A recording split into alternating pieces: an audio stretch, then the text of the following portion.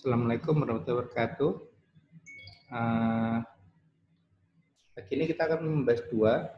Yang pertama kejang pada anak, yang kedua tentang penurunan kesadaran pada anak. Ini slide ini kemarin saya pakai untuk webinar, ya. Semoga setelah kuliah kali ini kalian akan tahu apa bedanya kejang dan epilepsi. Jadi apa sih kejang itu? Jadi yang dimaksud dengan kejang adalah adanya letupan aktivitas listrik abnormal dalam otak. Ya, diperkirakan 8-10% populasi mengalami kejang, namun hanya 2-3% yang menjadi epilepsi. Jadi harus bedakan ya antara kejang dan epilepsi. Insiden epilepsi itu sekitar 41 per 100.000 di negara maju dan 187 per 100.000 di negara developing, di negara miskin, di mana 80% penderita epilepsi di negara berkembang. Mortalitas dan morbiditas tergantung penyakit yang mendasari pengelolaan serta lamanya kejang. Definisi, jadi dalam bahasa apapun kan kita harus megang definisinya dulu ya. Jadi apa sih yang dimaksud dengan kejang? Kejang atau bangkitan epileptik atau seizure itu adalah lepasnya muatan listrik secara sinkron dan berlebihan dari kelompok neuron di otak yang bersifat transien. Jadi kayak konslet gitu ya. Kejang itu dibagi menjadi dua, yaitu ada yang kejang dengan provokasi dan kejang tanpa provokasi. Kejang dengan provokasi misalkan apa? Misalnya pasca trauma, atau setelah infeksi SSP, atau biasanya hipoksia, biasanya pada asfiksia pada bayi baru lahir. Jangan unprovoked seizure itu apa? Yaitu kejang tanpa pencetus atau penyebab yang jelas. Kemudian ada lagi yang namanya bangkitan refleks atau kejang refleks. Apa itu? Yaitu adanya kejang yang muncul segera sebagai respon terhadap stimulus spesifik. Yang paling sering adalah cahaya. Jadi seringkali pasien-pasien dengan epilepsi itu atau pada beberapa orang itu kalau kena cahaya berkelap-kelip, misalkan main video game, itu seringkali bisa menjadikan kejang. Ya. Terus ini yang harus tahu adalah first unprovoked seizure. Ini penting. Definisi first unprovoked seizure itu adalah adanya kejang satu kali atau lebih berlangsung dalam 24 jam dan pada anak usia lebih dari 1 bulan. Ini ya, jadi ini harus diingat-ingat. Yang dimaksud dengan first unprovoked seizure adalah kejang satu kali atau lebih tanpa provokasi berlangsung dalam 24 jam. Jadi meskipun kejangnya ini 10 kali, namun bila kejangnya ini pertama kali dan berlangsung dalam 24 jam, itu masih disebut sebagai first unprovoked seizure. Nah, sedangkan apa sih yang dimaksud dengan epilepsi? Jadi ini kalau ini definisi konseptual, ini tidak pernah dipakai ya definisi ini, yaitu ada definisi konseptual, ada definisi operasional. Yang kita pakai adalah definisi operasional. Kalau definisi konseptual adalah adanya kelainan otak oleh karena kecenderungan untuk menimbulkan adanya bangkitan epilepsi yang terus-menerus dengan konsekuensi neurologis, biologis, kognitif, psikologis, dan sosial. Ini yang kita pakai sehari-hari. Jadi, apa sih yang dimaksud dengan epilepsi? Yang dimaksud dengan epilepsi itu adalah harus memenuhi salah satu kriteria ini. Yang pertama, bila ada dua kejang tanpa provokasi, ya, dan berlangsung lebih dari 24 jam. Bila ada dua kejang atau lebih tanpa provokasi, dan kejang ini berlangsung lebih dari 24 jam. Atau adanya satu kejang tanpa provokasi dengan resiko kemungkinan berulang dalam 10 tahun mendatang itu lebih dari 60%. Yang ketiga, bila pasien menderita suatu sindrom epilepsi. Nah, yang sering jadi pertanyaan itu definisi nomor 2. Apa sih maksudnya? Jadi saya ulang ya. Definisi kedua adalah bila ada satu kejang tanpa provokasi dengan resiko penularannya kejang lebih dari 60% dalam 10 tahun mendatang. Maksudnya bagaimana? Jadi pada first unprovoked seizure ya, itu pasien itu sebaiknya DEG. Bukan sebaiknya, wajib DEG. Kalau EEG-nya normal, berarti pasien diagnosisnya adalah first unprovoked seizure. Namun pada first unprovoked seizure, bila dia EEG-nya itu abnormal, maka pasien itu masuk kriteria kedua. Jadi adanya satu kejang. Jadi misalkan EEG pasien first unprovoked seizure tadi ada gelombang epilepsinya, maka itu menandakan bahwa pasien ini memiliki resiko lebih tinggi untuk terjadinya epilepsi dibandingkan populasi umumnya. Sehingga pasien dengan first unprovoked seizure dengan EEG abnormal, maka dia diterapi sebagai epilepsi. Yang mana pada first unprovoked seizure itu tidak diobati, sedangkan pada pasien dengan epilepsi, pengobataannya adalah 2 tahun bebas kejang. Tidak semua anak dengan kejang itu mengalami epilepsi ya. Tapi semua epilepsi itu ya pasti kejang ya. Etiologi. Jadi jadi tubuh itu punya mekanisme eksitasi dan inhibisi, dan ini berlangsung seimbang. Kejang terjadi bila eksitasinya melebihi inhibisi. Dan ini jadi untuk memudahkan aja, jadi neurotransmitter itu kan ada dua, ada yang eksitasi, ada yang inhibisi. Eksitasi diperantarai oleh glutamat, ya.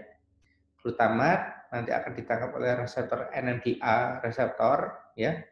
NMDA reseptor ini fungsinya untuk membuka channel kalsium. Nah, seperti kita ketahui channel kalsium ini fungsinya untuk SM potensial.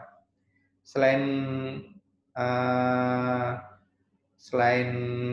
NMDA reseptor, itu ada juga AMPA reseptor. AMPA itu untuk membuka channel natrium.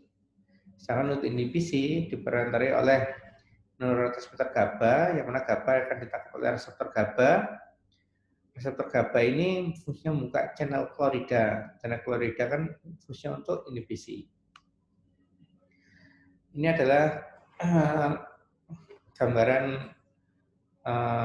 apa ini? Cetusan listrik abnormal.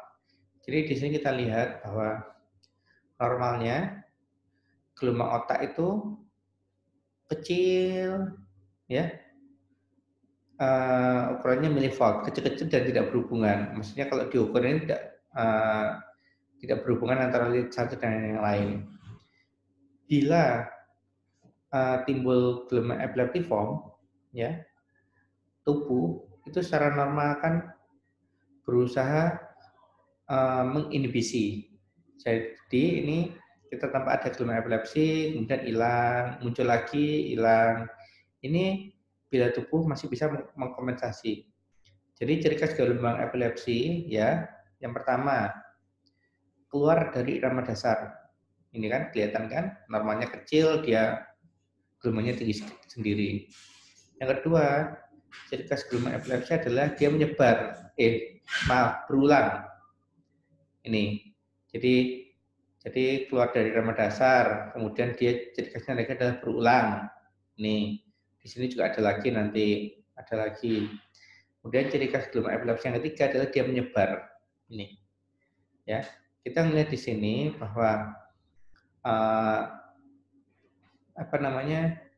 gelombang epileptiform di lead 2 ya menyebar ke lead 1. Ini kita lihat do lead 1 dia voltasenya meningkat dan ujungnya ini tegak lurus. Dan kita lihat di lead 3 tidak ada penyebaran. Artinya apa? Berarti fokus epilepsi di lead 2 dia itu menjalar ke depan ke lead 1, tapi tidak menjalar ke belakang yaitu lead 3. Ini namanya gelombang interiktal. Bila mekanisme inhibisi tubuh itu gagal, maka tubuh itu atau neuron ini dia nanti akan tereksitasi terus tanpa bisa diinhibisi. Ini namanya gelombang iktal atau gelombang epilepsi. Dan kita lihat di sini di lead 1 ya, gelombangnya muncul terus tapi tidak begitu di lead 3. Klasifikasi, jadi kita harus bedakan apakah ini, jadi klasifikasi ada 2 macam, klasifikasi kejang dan klasifikasi epilepsi. Klasifikasi kejang itu berdasarkan ILAI tahun 2017 itu dibagi menjadi 3 secara umum, yaitu kejangnya, apakah kejangnya itu focal onset, generalized onset, atau unknown, ya. Dimana focal onset itu dibagi menjadi aware, pasiennya aware, sadar, atau pasiennya tidak sadar.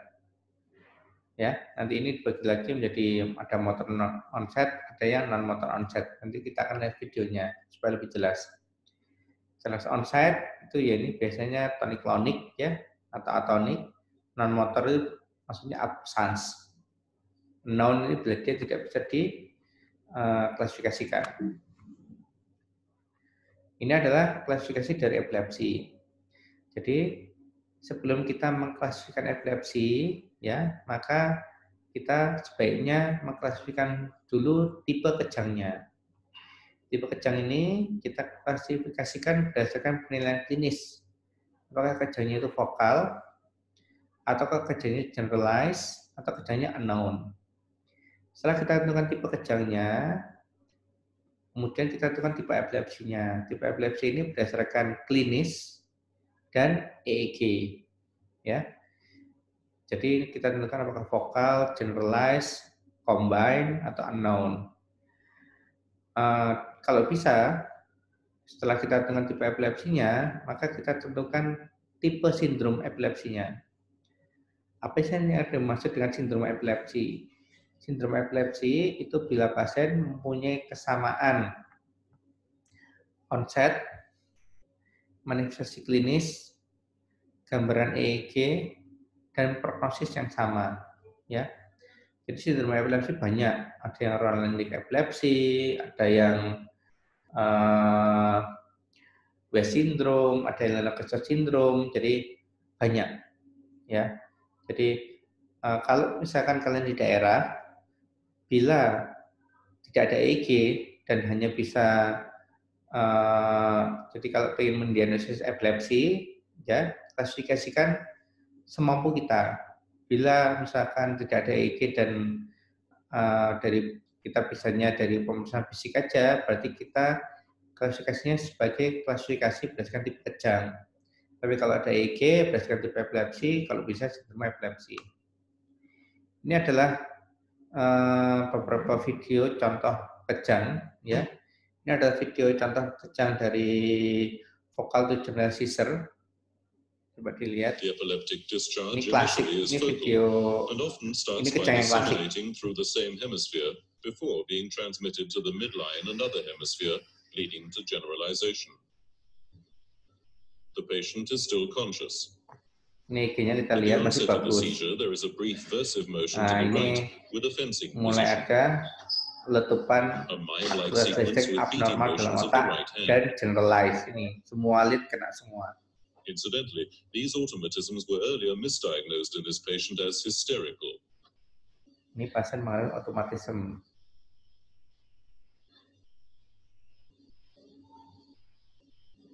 The movement freezes with a staring gaze. Pasiennya bengong dengan staring gaze, matanya melirik ke satu sisi. The transition to a generalized tonic-clonic seizure introduced by a second versive motion to the right. Ini dari tadi pasien kejang terus loh ya, dari awal tadi. Ini kejangnya tonik, ya, kaku.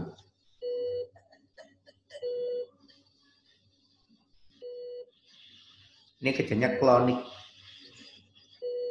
Klonik berarti dia gerak-gerak.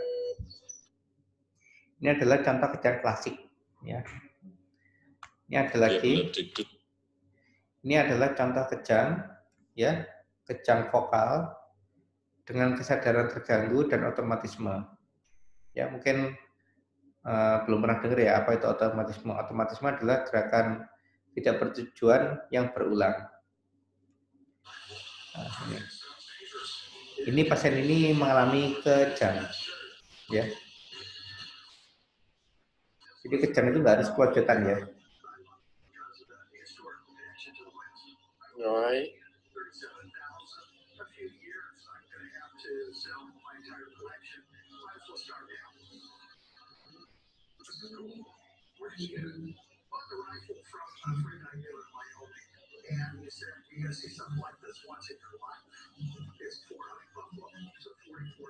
Dan ini biasanya dia berulang, sehari bisa beberapa kali. Mungkin kalau kita nggak pernah tahu ya, kita nganggap, oh ini bukan kejang, Bu. Ya, ini kejang. Ya.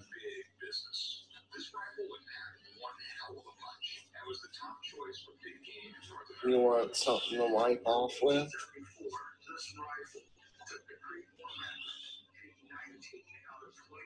Ini kejangnya sudah mulai berkurang.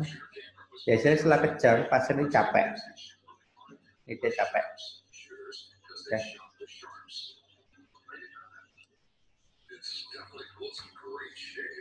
Nah. Ini tipe kejang juga. Ini kejang vokal, dia sadar. Kan tadi kejang, tapi dengan sadar terganggu. Kayak ini kejang vokal, tapi dia masih sadar. Meripatnya masih bisa melirik ke kanan ke kiri, ya. Kalau dulu kan kita nganggap semua kejang itu kan nggak sadar, ya. Ternyata kejang itu ada yang sadar. Kenapa sih kejang bisa sadar atau nggak sadar? Jadi bila fokusnya itu tidak menyeberang ke kontralateral, ya pasien masih sadar, kesadaran masih terjaga. Tapi bila kejangnya dari vokal itu generalize, biasanya baru tidak sadar. Ini mulai gerak-gerak.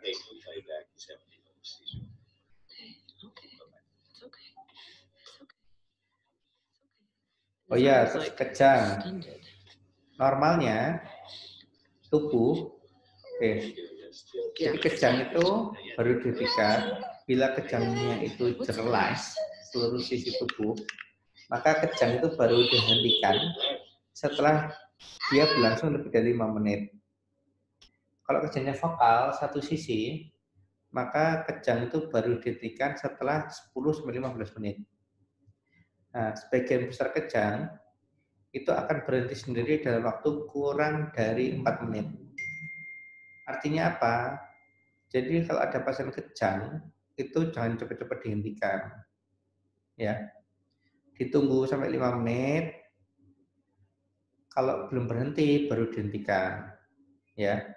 Tapi kan kadang itu kan tergantung dari kebiasaan di sini juga ya. Kadang itu orang tuanya udah gelisah, belum lagi Mbak Perawatnya gelisah, belum lagi dokternya gelisah, akhirnya segera dihentikan. Jadi intinya adalah kejang itu sebenarnya baru dihentikan setelah lebih dari 5 menit pada kejang vokal dan lebih dari 10 menit pada kejang, kejang baru dihentikan bila 5 menit pada kejang general dan 10 menit pada kejang vokal. Ini ada video satu lagi. Nah, ini adalah contoh dari kejang myoklonus. Ya, kalau kalian mendapatkan bayi dengan gerakan kaget seperti ini dan kagetnya ini hanya berlangsung saat tidur saja, itu normal. Namun bila kagetnya terjadinya saat bangun dan tidur seperti pasien seperti ini, ya, maka pasien ini harus segera dirujuk. Oleh karena ini namanya kejang myoklonus atau spasme infantil, yang mana bila pasien ini terlambat diterapi, maka dia nanti akan dapat berkembang menjadi sindrom Lennox-Gastaut, Yang mana sindroma Lennox-Gastaut adalah salah satu sindroma epilepsi yang susah diobati atau yang intractable.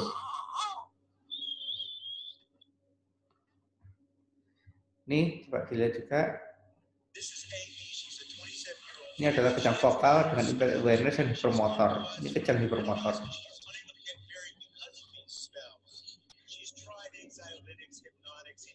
Ini kejang.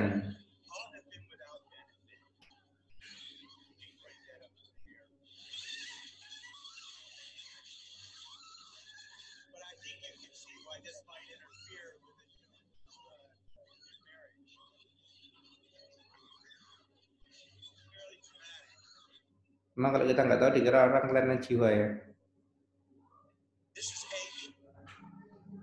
Ini adalah kejang umum ya dengan impaired awareness dan atonik yang berubah menjadi tonic seizure. Coba dilihat.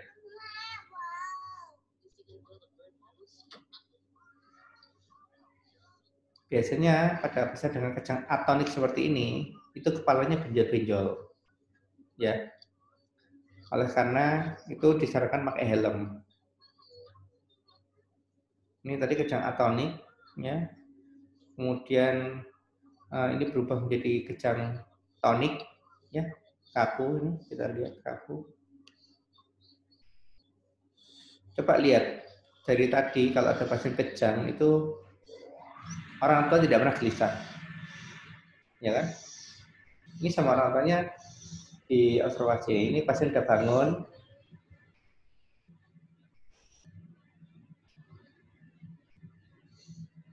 Dan sudah mulai makan lagi.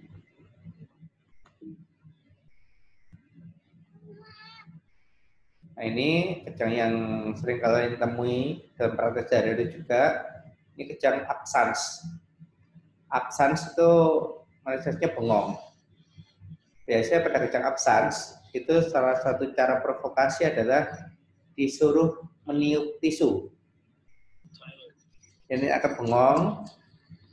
Setelah bengong, ini akan sadar dan memulai aktivitas sebelum dia mulai kejang. Biasanya pasien tidak menyadari bahwa dia kejang, tapi teman-temannya itu biasanya mengingatkan, kamu tadi kejang. Jadi kenapa sih pasien dengan kejang absen itu harus dilakukan? Kenapa sih hiperventilasi bisa menjadikan kejang absens? Jadi seperti yang kita tahu bahwa pada hiperventilasi itu kita membuang CO2. CO2 darah rendah itu nanti dapat mengakibatkan peningkatan dari pH. pH darah yang tinggi itu dapat membuat neuron lebih tereksitasi. Ini adalah kejang juga, namanya Glastic seizure. Manifestasi kejangnya itu adalah ketawa tanpa sebab dan berlangsung lama. Ada juga manifestasi kejang namanya Dacrystic seizure, yang mana manifestasinya itu bukan ketawa tapi menangis. Tiba-tiba menangis tidak jelas. Ya. Kalau pada Glastic seizure ini itu seringkali disebutkan tumor, namanya hamartoma, biasanya di hipotalamus. Yang mana bila tumor ini itu didiagnosis lebih dini, itu biasanya tidak sampai terjadi Glastic seizure. Ya.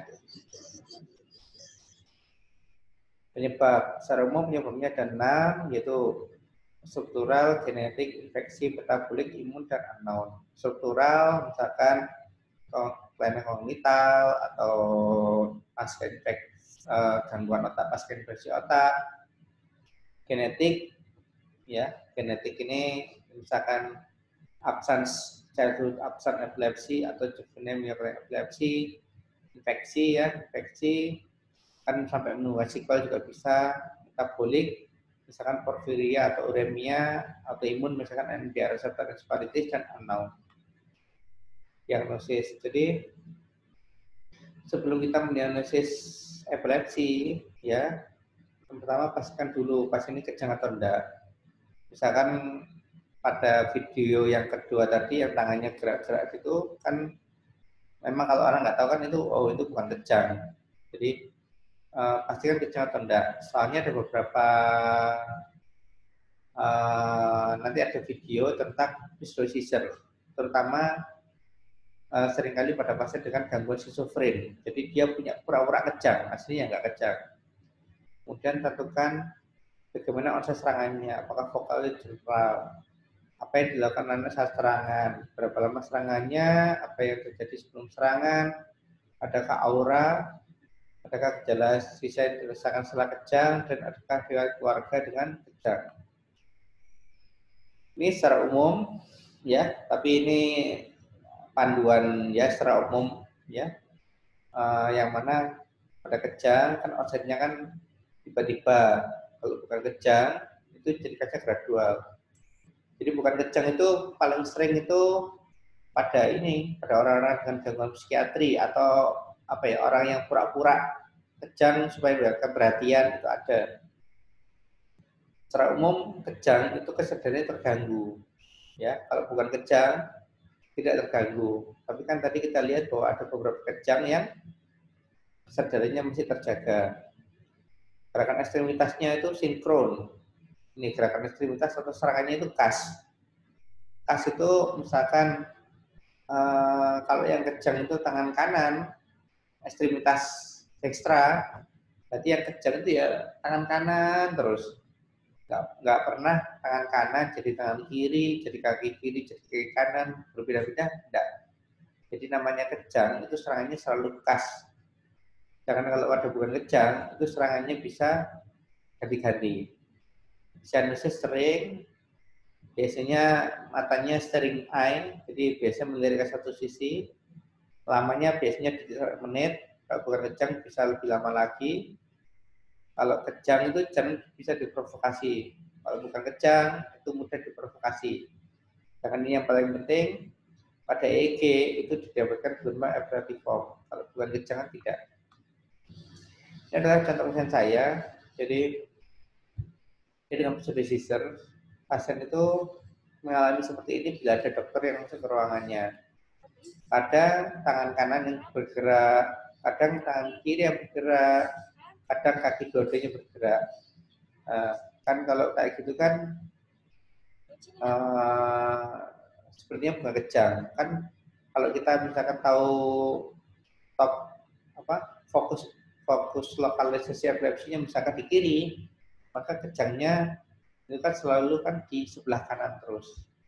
Kalau misalkan berbeda-beda gini kan fokusnya kan juga intinya dipertanyakan ini kejang atau bukan. Terus jangan lupa ada pemeriksaan fisik ya, jangan lupa cek tensinya ya, krisis hipertensi seringkali menyebabkan terjadinya kejang. Ya, kemudian adakah fatal sign, kemudian ini dari kepala leher, adakah luka di dalam kepala atau lidah atau bibir tergigit, ya, muskuloskeletal, cari adakah fraktur dari lokasi bahu, adakah kelainan kulit, dan adakah defisit neurologis. Pada pasien dengan kejang, ya, atau epilepsi, itu jadi ada yang namanya neurokutan sindrom. Apa itu? Itu manifestasi klinis, itu ada kelainan di kulit yang berkaitan dengan kelainan neurologis, namanya neurokutan sindrom. Nah, ini yang wajib kita ketahui, itu ada 3 sebenarnya. Yang pertama adalah Stutt-Weber syndrome, yang kedua adalah tuberous sclerosis, yang ketiga adalah neurofibromatosis. Jadi di sini kita lihat bahwa misalkan kalian pada mendapatkan bayi baru lahir, kemudian didapatkan hemangioma di wajah. Bila hemangioma ini melewati alis, ya, itu biasanya ke depannya itu biasanya di CT scan itu disertai vasodilatasi pembuluh darah sisi ipsilateral. Vasodilatasi pembuluh darah ipsilateral ini itu nanti lama-lama akan menyebabkan brainnya atrofi, sehingga dia jadi hemiatrofi cerebral. Jadi misalkan kalian mendapatkan bayi baru lahir dengan seperti ini, kalian bisa ngomong ke orang tuanya, Pak, anak ini ke depannya nanti akan mengalami kejang, nanti ke depannya otaknya akan mengecil sendiri. Nah, itu namanya sindroma neurokutan. Ya. Kapan dia kejangnya? Nggak tahu. Nanti di kemudian hari. Yang berikutnya lagi harus ada tuberkulosis. Apa itu? Jadi biasanya ini karena kelainan mutasi genetik ya. Yang mana salah satu tandanya adalah ini adanya adenoma sebaceum. Jadi jerawat tidak wajar pada anak-anak, terutama di daerah nasolabial. Kemudian yang berikutnya kita dapatkan kalsifikasi atau tuber di otak. Yang ketiga adanya green patch di daerah punggung bawah. Ya, ini khas. Bila ada pasien seperti ini, ya itu kita bisa mengedukasi. Jadi pasien seperti ini bisa datang dengan epilepsi. Namun bila kalian temukan seperti ini, itu harus diedukasi orang tua bahwa Bu, ini tubernya ini semakin lama nanti akan semakin banyak. Yang kedua, tubernya itu nanti tidak hanya di otak, tapi bisa juga di hati, di limfa, di ginjal ataupun di organ lain. Dan ini adalah semua neurokutan ini adalah irreversible, tidak ada obatnya. Jadi obat anti epilepsi di sini diberikan itu hanya untuk mengurangi penyulit, ya. Pemeriksaan penunjang, pemeriksaan lab, EEG, CT scan atau MRI, dapat dilakukan. Jadi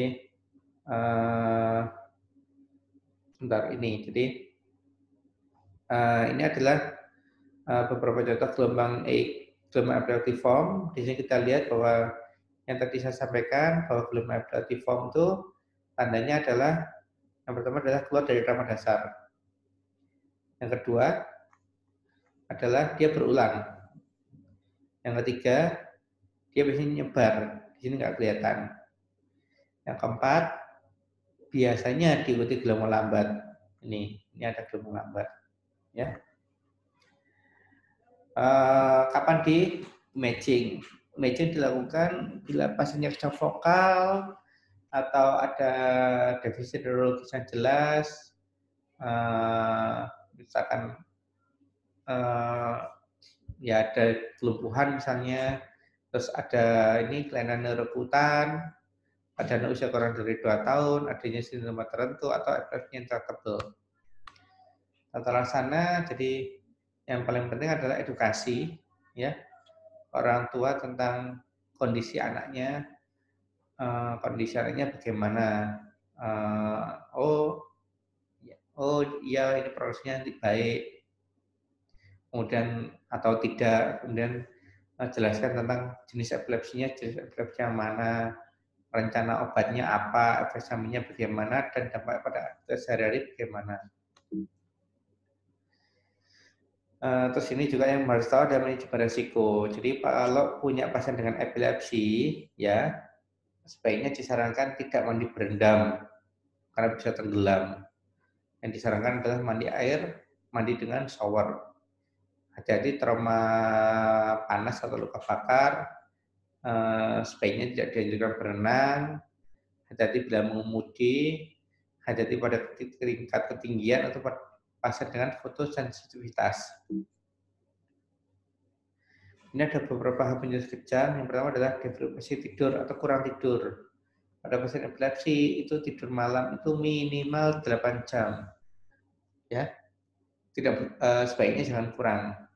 Kemudian demam bisa menyebabkan kejang, video game pada epilepsi yang fotosensitivitas, kemudian penyakit spesifik, misalkan apa ya?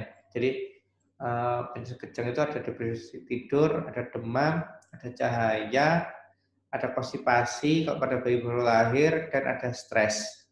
Stres itu bisa stres fisik yaitu kecapean atau stres psikis, ya. Ini jangan lupa di sekolah kasih tahu gurunya, ya, terus kasih tahu bagaimana penanganan kejangnya, dan edukasi agar pasien tidak mendapatkan stigma dari teman-temannya. Kapan mulai OAE? Yang pertama ya Indonesia harus pasti, kemudian karena ini jangka panjang, maka pertimbangan risiko dan manfaatnya. Terus yang berikutnya, adakah ketersediaan obat untuk jangka panjang, dan yang terakhir adalah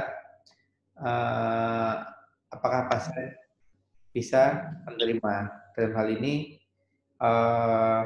tidak ada respon alergi. Dan AE yaitu tadi phenobarbital, valproat, carbamazepine. Ini untuk lini pertama. Ini lini kedua, ya. Efek samping phenytoin yang paling sering adalah hiperplasi gingiva. Nih. Biasanya ini irreversible. Carbamazepine efek sampingnya adalah Stevens syndrome. Valproat efek sampingnya adalah gangguan fungsi hati dan peningkatan berat badan. Hati-hati pada wanita usia subur, valproat adalah salah satu obat yang harus dihindari. Kenapa? Karena dia mengakibatkan teratogenik. Phenobarbital ini menyebabkan gangguan kognitif. Sebenarnya bukan kognitif ya, tapi phenobarbital itu menyebabkan anak itu ngantuk, yaitu sedasi, sehingga dia tidak mendengarkan pelajaran di kelas, sehingga nilainya turun. Jadi phenobarbital itu bukan menyebabkan gangguan kognitif secara langsung.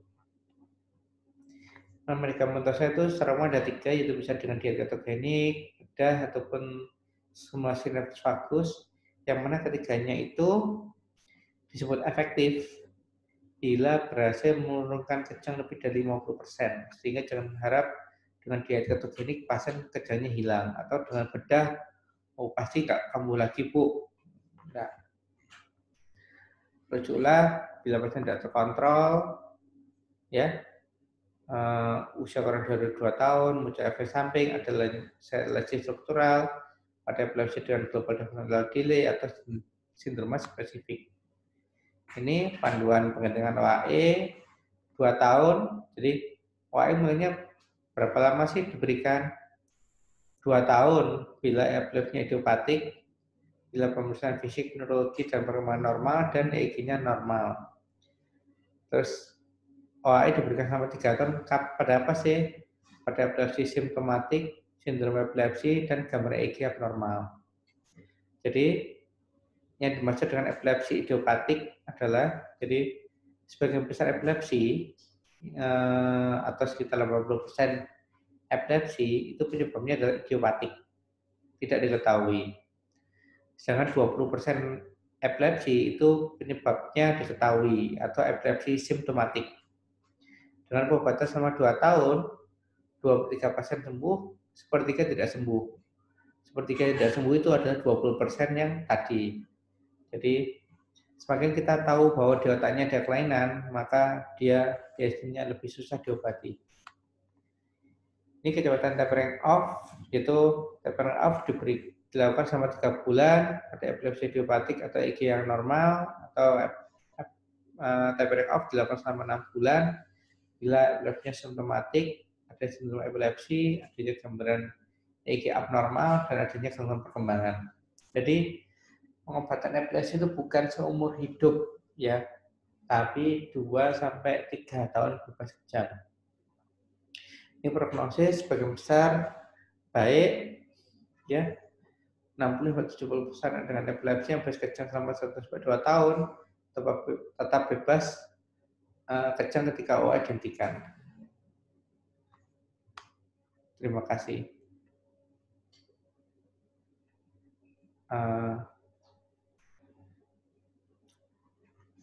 Ada yang ditanyakan mungkin?